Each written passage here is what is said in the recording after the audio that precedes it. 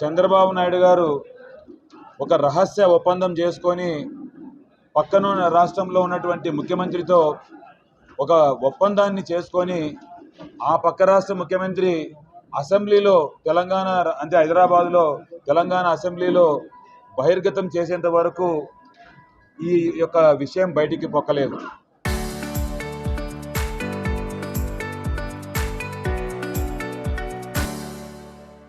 అంటే చంద్రబాబు నాయుడు గారు మన రాష్ట్ర ప్రయోజనాలను, ముఖ్యంగా రాయలసీమ రైతాంగం యొక్క ప్రయోజనాలను పక్కదోవ పట్టిస్తూ రాయలసీమ రైతాంగం యొక్క పొట్టగొడుతూ ఈరోజు చంద్రబాబు నాయుడు గారు తెలంగాణకు మన రాయలసీమ ప్రయోజనాలు తాకట్టు పెడుతున్నారంటే ఒక్కసారి ఆలోచించండి. నేషనల్ గ్రీన్ ట్రిబ్యునల్ దగ్గర 17 సార్లు వాయిదా తీసుకున్నారు అంటే ఒక్క రిప్రజెంటేషన్ కూడా, ఒక ఇంజనీరింగ్ చీఫ్ కానీ లేదంటే అడ్వకేట్ జనరల్ కానీ ఎవరు కూడా నేషనల్ గ్రీన్ ట్రిబ్యునల్ ముందర మన రాష్ట్రం యొక్క వాదనలు, మన రాష్ట్రం యొక్క ప్రయోజనాల గురించి మాట్లాడడం లేదు.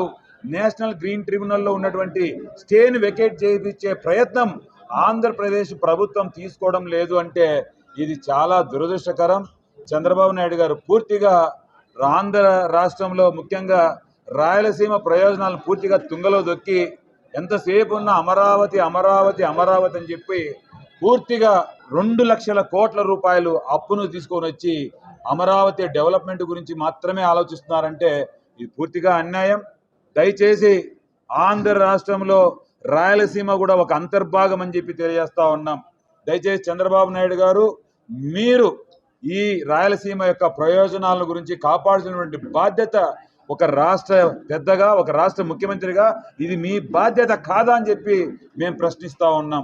ఈరోజు హంద్రినీవా ద్వారా ఏవైతే నీళ్లు గతంలో వస్తూ ఉన్నాయో వాటికి కాలువల ద్వారా ఉన్నటువంటి ఏ కాలువలైతే నీరు ప్రవహిస్తున్నటువంటి కాలువలను పూర్తిగా సిమెంట్ లైనింగ్ చేపించి పూర్తిగా రైతాంగం యొక్క భూగర్భ జలాలు, ఎక్కడైతే బోర్లు కానీ బావులలో ఉన్నటువంటి భూగర్భ జలాలు కూడా అంతరించిపోయే విధంగా ఈ కెనాల్ లైనింగ్ పనులు చేస్తూ ఉన్నారు. మరి ముఖ్యంగా ఈరోజు మనం పక్కన ఉన్నటువంటి తెలంగాణ ఈ పాలమూరు రంగారెడ్డి అనే లిఫ్ట్ స్కీమ్ ద్వారా 800 అడుగుల నుంచే శ్రీశైలంలో అంటే డెడ్ స్టోరేజ్ నుంచే నీళ్లు పైకి లిఫ్ట్ చేసి వాళ్ళ ప్రాంత ప్రయోజనాల గురించి వాళ్ళు ఆలోచిస్తూ ఉన్నారు. 16 సంవత్సరాలు ముఖ్యమంత్రిగా ఉన్నటువంటి వ్యక్తి రాయలసీమకు ఏమి చేసినారో అడుగుతా ఉన్నాం. ఈరోజు ఈ యొక్క మన ప్రయోజనాలను కూడా పక్క రాష్ట్రం యొక్క ముఖ్యమంత్రి పాదాల దగ్గర పెట్టి వచ్చినావే, ఇది సిగ్గు లేదా నేను అడుగుతా ఉన్నా.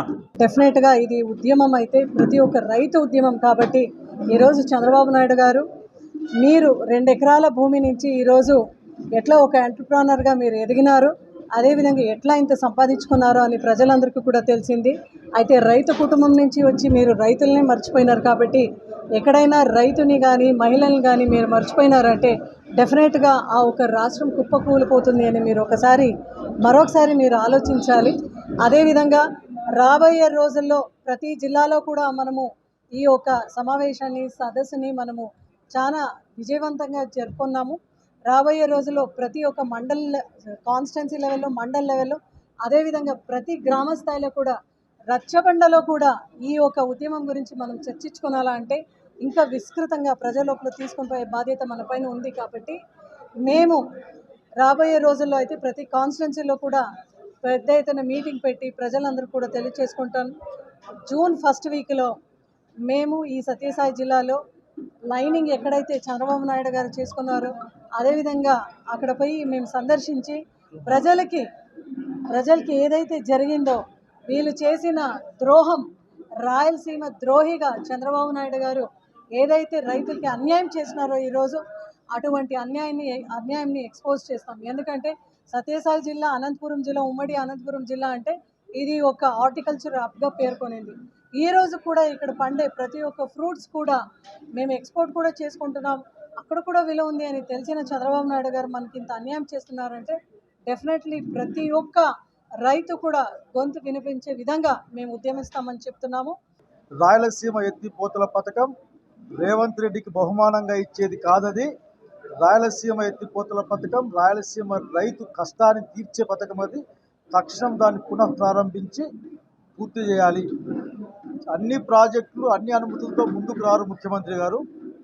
కడుతూ ఆ ప్రాజెక్టుల యొక్క పర్మిషన్లు తెచ్చుకుంటారు. ఈరోజేం తెలంగాణ అన్ని ప్రాజెక్టులకు పర్మిషన్లు ఏమీ లేవు. కర్ణాటకలో ఈ మధ్య పర్మిషన్లు తప్ప ఇంతకుముందు పర్మిషన్లు లేవు. మీరు జగన్మోహన్ రెడ్డి గారికి పేరు వస్తుంది, రాయలసీమ ప్రజలకి కష్టం తీరుతుంది. ఈ రాయలసీమ చంద్రబాబు నాయుడు పార్టీకి వ్యతిరేకం కాబట్టి ఇక్కడ ప్రజల పట్ల మీరు కక్షపూర్తి వ్యవహరిస్తున్నారని ప్రజలు అనుకుంటా ఉన్నారు. దయచేసి తక్షణం రాయలసీమ ప్రాజెక్టులను ప్రత్యేకించి రాయలసీమ లిఫ్ట్ ఇరిగేషన్ని పూర్తి చేయండి. అట్లాగే ఆ అమరావతిలో మా రక్తాన్ని మా స్వేదాన్ని అక్కడ ఖర్చు పెడతా ఉన్నారు. మీరు ఒక 10-20 వేల కోట్లు ఇస్తే మా ప్రాజెక్టులన్నీ పూర్తి అయిపోతాయి. కనుక తక్షణం రాయలసీమ ప్రాజెక్టులు పూర్తి చేసే విధంగా నిధులు కేటాయించండి. ముంచుకొస్తున్న నీటి ఎద్దడి అది కూడా పైన ఉన్న రాష్ట్రాలు తోడేసుకుంటా ఉంటే వచ్చే నీటి ఎద్దడి మీ అసమర్థ విధానాల వలన పోలవరం ఎత్తు తగ్గింపుతో ఆంధ్రప్రదేశ్ రాష్ట్రంలో ఉత్తరాంధ్ర నుంచి రాయలసీమ వరకు రైతాంగం ఇబ్బంది పడిపోతూ ఉన్నారు. కనుక తక్షణం మీరు రైతుల పక్షాన ఆలోచించమని, కాసేపు మీ కార్పొరేట్ ఆలోచనలు పక్కకు పెట్టి రైతాంగ ఆలోచనలు ముందు మనం కోరుకుంటా ఉన్నాం. నేను సత్యసాయి జిల్లా నాయకుల్ని ఇక అభినందిస్తూ ఉన్నాను. వాళ్ళు ఇంత యాక్టివ్గా కార్యక్రమం చేయడమే కాకుండా వచ్చే కాలంలో ఏదైతే ఈరోజు అత్యంత ఘనంగా 3,000 కోట్ల పైగా ఖర్చు పెట్టి మేము లైనింగ్ చేశామని చెప్పుకుంటున్నారో ఆ నాసిరకం లైనింగ్ పని విధానాన్ని, ప్రజలకు జరిగిన ద్రోహాన్ని, కష్టాన్ని, ప్రజాధనం దుర్వినియోగాన్ని చూపడం కోసం సత్యసాయి జిల్లా నాయకత్వం, వైఎస్ఆర్సీపీ నాయకత్వం ఆ కార్యక్రమాన్ని చేపడుతుందని చెప్పినందుకు ధన్యవాదాలు తెలియజేసుకుంటూ ఆ కార్యక్రమంలో అందరినీ పాల్గొమని కోరుతా ఉన్నాను. పార్టీలకు అతీతంగా ప్రాంతం కోసం కష్టపడమని అందరినీ కోరుకుంటా ఉన్నాను, అధికార పార్టీ సభ్యులతో సహా.